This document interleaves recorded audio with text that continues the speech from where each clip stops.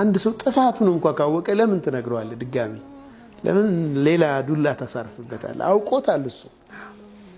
ዝምታ በራሱ ትምህርት ነው። ያ ትምህርቱ ወስዶ ዲግኒቲውን ጠበክለት። በጸጸቱ ያለፈ ነገር ላይ ሁዝን ውስጥ እንዲሆነ እንዲህ ባይሆን ኑሮ ያነ ለው ተፍተህ አብዋብ الشيطان ብለዋል ነብዩ ሰለላሁ ዐለይሂ ወሰለም በሌላ ሐዲስ።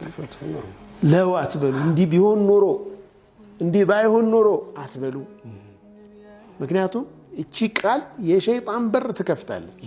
ሸይጣን ያችን ካገኘ ኹጥዋት ነው በቃ ጀመራ፣ እርምጃውን ይቀጥላል። ከዛ በኋላ እንዲህ ባይሆን ኑሮ ማን ያደረገው? እንዲህ ያደረገው ለምን አደረገው? የሆነ ሴራ አለ፣ እንዲህ አለ፣ ሲንቴክስ አናሊሲስ ሰራለ። ስለዚህ መጨረሻ ላይ ዛሬን መጥቶ ያለፈ ነገር ብዙ ችግር ያመጣል ማለት ነው። እነዚያ 7 ሰዎች ኸውፍም ሁዝንም የለባቸውም የተባሉ 7 ሰዎች ለመስማት ጓጉቻለሁ። እንግዲህ ቁርአን ሁዳ ነው፣ መመሪያ ነው። ቁርአን ላይ የሚጠቀሱ ነገሮች ብዙ ትምህርት የምንወስድባቸው ናቸው።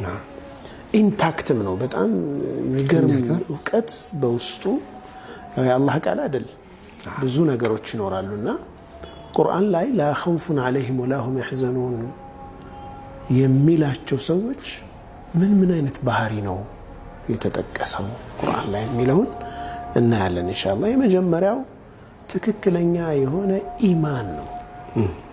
ኢማን ትክክለኛ የሆነ ጥርት ያለ እምነት በአላህ ላይ በቁርአን ላይ ተጠቅሷል። በላ መን أسلم وجهه لله وهو محسن فله أجره عند ربه ولا خوف عليهم ولا هم يحزنون.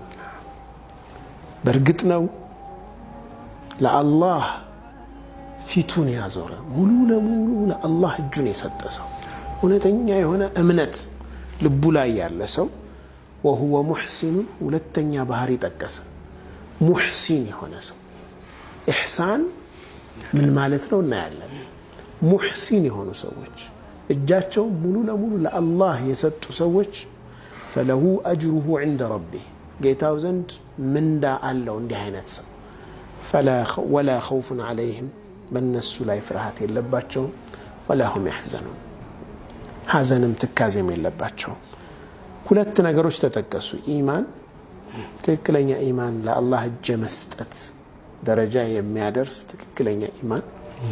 ሁለተኛው ኢህሳን ተጠቀሰ። ኢህሳን በሁለት መንገድ ይታያል። ኢህሳን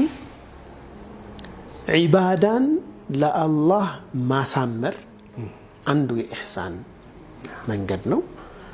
أن تعبد الله كأنك تراه فإن لم تكن تراه فإنه يراك. الله عز وجل يمتايو ياكل هنا مملك يمتايو ياكل مملك كالشالك السو يميايه ياكل الله المملك تننسى فرته الله مراقبة مالتنا مراقبة الله عز وجل. الله يعينيال يندان تكبارين على يعني كالله قار مهون كالله قار منور مالتنا ይሄ ደረጃ ላይ ሲደርስ አንድ ሰው ኸውፍም ሁዝንም አይኖርበትም። አላህ ጋር የሆነ ሰው እንዴት ይተክዛል? አላህ ጋር የሆነ ሰው እንዴት ይፈራል?